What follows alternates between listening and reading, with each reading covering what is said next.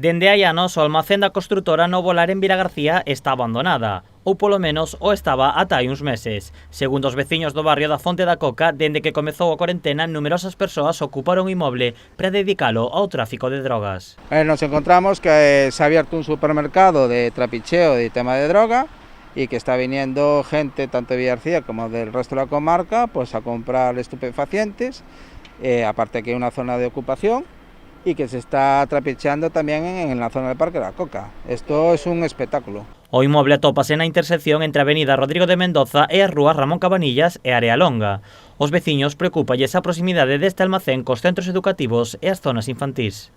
En la parte de atrás está el Instituto Castro Lobre a 200 metros, está un parque infantil que, como te decía antes, ya empiezan a trapichear. Yo concretamente ya he visto a 4 de estos individuos yendo hacia el parque a trapichear, y un parque infantil, y obviamente el domingo pasado a las 5 de la tarde a grito pelados, incluso intentando entrar en los soportales, y aquí hay un montón de comercios y obviamente hay bastante preocupación.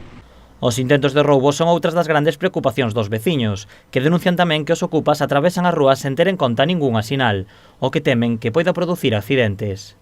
Yo concretamente he visto 2, y me han comentado los vecinos que sí, que se han encontrado con intentos de entrada.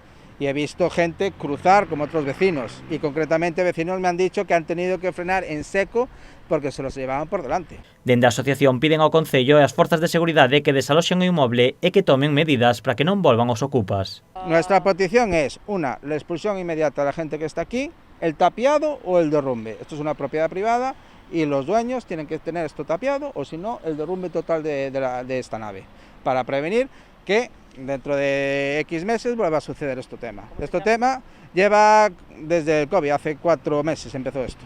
As protestas da asociación sumouse o Partido Popular da Vila. Os populares van máis alá do barrio da Fonte da Coca e piden ao goberno de Varela que tome medidas para eliminar os numerosos puntos de venda de droga que ten a vila.